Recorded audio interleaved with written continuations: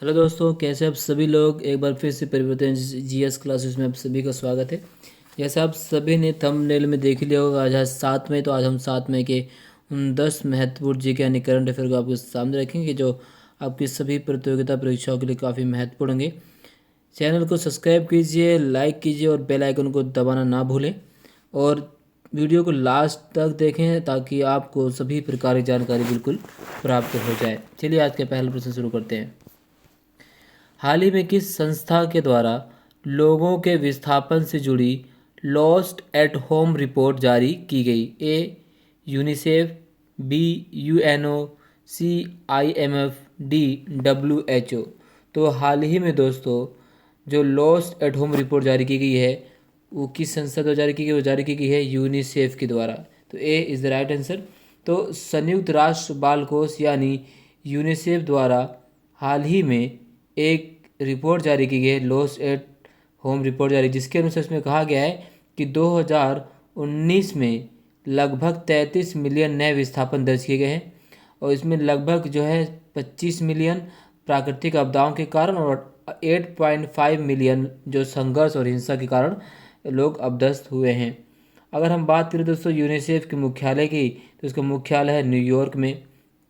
स्थापना हुई थी दोस्तों इसके उद्देश्य के लिए। इसका उद्देश्य क्या था यूनिसेफ का? कि द्वितीय विश्व युद्ध में नष्ट हुए राष्ट्रों के बच्चों को खाना और स्वास्थ्य सेवाएं उपलब्ध कराना था। स्थापना हुई थी दोस्तों इसकी 11 दिसंबर 1946 को इसकी स्थापना हुई थी। तो ये सब याद रखना दोस्तों, काफ़ी महत्वपूर्ण। चलिए अगला प्रश्न करते हैं।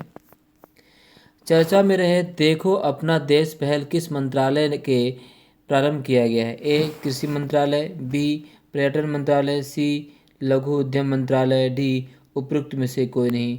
तो देखो अपना देश पहल दोस्तों जो प्रारंभ किया गया है, ये प्रारंभ किया गया है पर्यटन मंत्रालय के द्वारा। तो B is the right answer.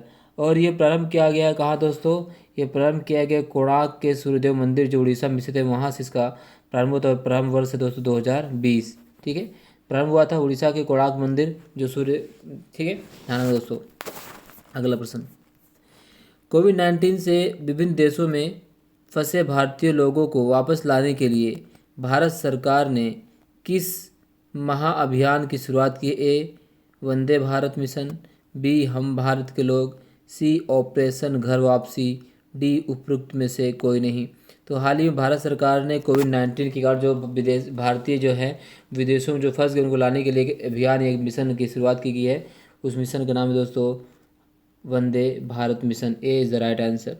इसके तहत जो भी लोग भारतीय विदेश में फंसे हुए उनको एरोप्लेन के माध्यम से भारत में लाया जाएगा। इसके लिए स्पेशल फ्लाइट का संचालन किया जा रहा है। अगला प्रश्न दोस्तों। चर्चा में रहे अंतर सरकारी संस्था International Organization for Migration IOM की स्थापना कब हुई थी? A 1950, B 1956, C 1951, D 1955।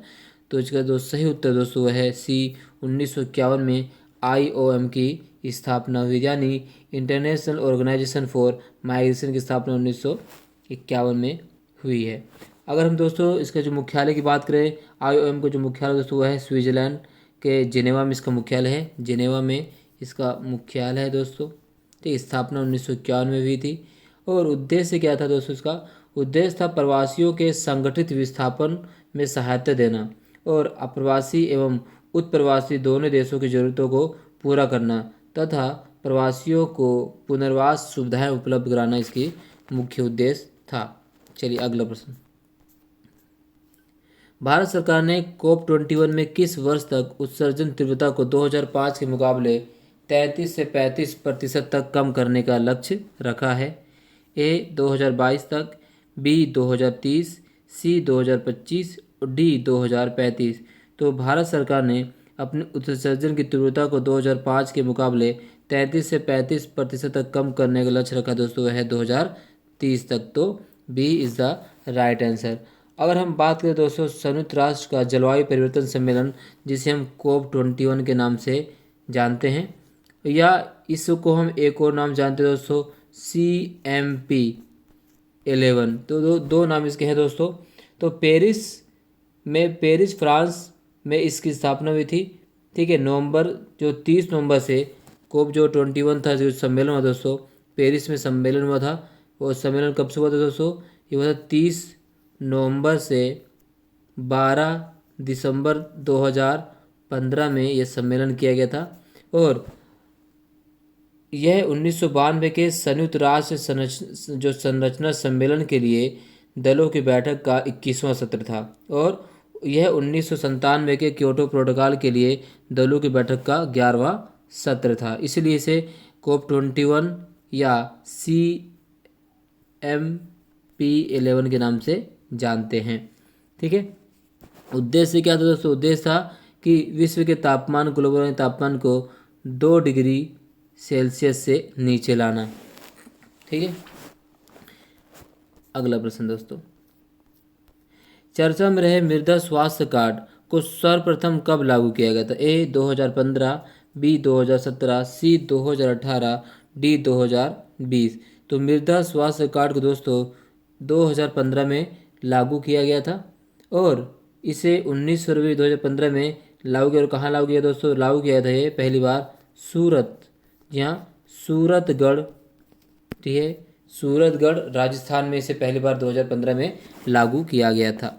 चलिए अगला प्रश्न, हाल ही में किसे रिजर्व बैंक के केंद्रीय निदेशक मंडल में निदेशक के तौर पर नामित किया गया है? ए तरुण बजाज, बी CS बजाज, सी राकेश गोयल, डी उपरोक्त में से कोई नहीं। तो इसका जो सही उत्तर दोस्तों ए है, तरुण बजाज को हाल ही में केंद्रीय निदेशक मंडल में निदेशक के तौर पर नामित किया गया है। चलिए अगला प्रश्न देखते हैं, 8वां, Bay of Bengal boundary layer experiment किसकी संयुक्त परियोजना है? ए भारत और ब्रिटेन, बी भारत और अमेरिका, सी भारत और चीन, डी भारत और जापान। तो Bay of Bengal boundary layer experiment दोस्तों ये संयुक्त परियोजना है भारत और ब्रिटेन की, यानी BOBBLE जो संयुक्त परियोजना है वो है भारत और ब्रिटेन की। तो हाल ही में बेंगलुरु स्थित भारतीय विज्ञान संस्थान यानी इंडियन इंस्टीट्यूट ऑफ साइंस एवं UK स्थित यूनिवर्सिटी ऑफ ईस्ट एंगेलिया की एक टीम ने Bay of Bengal boundary layer experimental के तहत मानसून उष्णकटिबंधीय चक्रवातों एवं मौसम संबंधी अन्य पूर्वानुमानों की सटीक भविष्यवाणी के लिए एक ब्लूप्रिंट तैयार किया है। उद्देश्य क्या था दोस्तों? इसका मुख्य बिंदु हम देखेंगे तो इस परियोजना का उद्देश्य है मानसून प्रणाली पर बंगाल की खाड़ी में समुद्री परियोजनाओं के प्रभाव की जांच करना। और बंगाल की खाड़ी दक्षिण एशियाई ग्रीष्मकालीन मानसून प्रणाली को नियंत्रित करने में अहम भूमिका निभाती है। विशेष रूप से दक्षिण बंगाल की खाड़ी में समुद्री सतह का तापमान निम्न है, जिससे समुद्री वातावरण के साथ साथ मानसून भी प्रभावित होता है। और इस परियोजना के तहत बंगाल की खाड़ी में होने वाले बदलावों का अवलोकन करने के लिए 2 जहाज, 6 महासागरीय ग्लाइडर्स एवं 8 नावों को तैनात किया जाएगा। ठीक है, ये है। अगला प्रश्न दोस्तों, किस देश द्वारा अंतरिक्ष में एक rocket the long March 5B को सफलतापूर्वक लॉन्च किया गया? ए इजराइल, बी चीन, सी अमेरिका, डी रूस। तो दोस्तों हाल ही में एक rocket the long March 5B को लॉन्च किया गया है। उस देश का नाम है चीन। तो ए इजराइल ने सर। तो 5 मई 2020 को चीन ने हैनान प्रांत के दक्षिण द्वीप से एक अंतरिक्ष rocket the long March 5B को सफलतापूर्वक लॉन्च किया है। और इसका अगर देखें बिंदु क्या है मुख्य दोस्तों, तो यह प्रक्षेपण चीन के महत्वपूर्ण अंतरिक्ष कार्यक्रमों का एक अहम पड़ाव है। वर्ष 2022 तक चीन एक स्थायी अंतरिक्ष स्टेशन का संचालन करने तथा चंद्रमा पर 6 सदस्यों के एक दल को भेजने की योजना बना रहा है। उल्लेखनीय है कि संयुक्त राज्य अमेरिका एकमात्र ऐसा देश है जिसने सफलतापूर्वक मानव को चंद्रमा पर भेजा है। अभी तक कोई नहीं भेज पाया, सिर्फ संयुक्त राज्य अमेरिका के अलावा चीन ये 2022 से योजना बना रहा है दोस्तों। अगला प्रश्न दोस्तों, आज का आखिरी प्रश्न, विज्ञान एवं प्रौद्योगिकी विभाग द्वारा अभी हाल ही में अपना कौन सा स्थापना दिवस मनाया गया है? ए 50वां, बी 40वां, सी 51वां, डी 41वां। तो हाल ही में विज्ञान और प्रौद्योगिकी मंत्रालय द्वारा अपना 50वां स्थापना दिवस मनाया गया है? तो ए इज़ द राइट आंसर।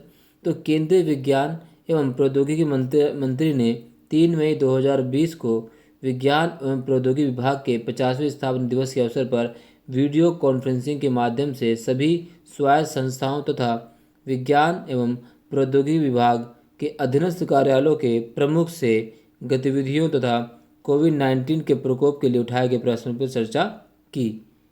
अगर हम बात करें दोस्तों, तो विज्ञान एंड प्रौद्योगिकी यानी साइंस एंड टेक्नोलॉजी के नए क्षेत्रों को बढ़ावा देने के उद्देश्य से मई 1971 में स्थापित किया गया। इसको विज्ञान एवं प्रौद्योगिकी विभाग देश में साइंस एंड टेक्नोलॉजी गतिविधियों का आयोजन, समन्वय और प्रचार के लिए एक नोडल विभाग की भूमिका भी निभाता है।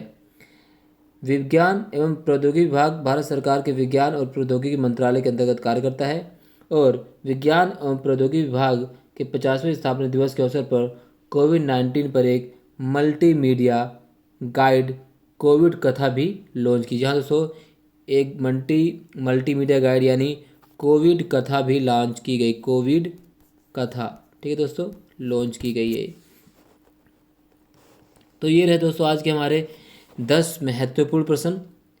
आपके कुछ भी सुझाव हमें ज़रूर कमेंट बॉक्स में बताएं और हमें लाइक कीजिए, शेयर कीजिए, सब्सक्राइब कीजिए, क्योंकि आपका एक सब्सक्राइब, एक लाइक हमारे लिए बहुत ही ज़्यादा उत्साहवर्धक होता है और हमें और अच्छे प्रकार से प्रश्न को खंगालने के बाद आपके सामने प्रस्तुत करने का एक सुनहरा अवसर प्रदान करता है। चलिए आज के लिए बस इतना ही। अपने आप को सुरक्षित रखिए। जय हिंद।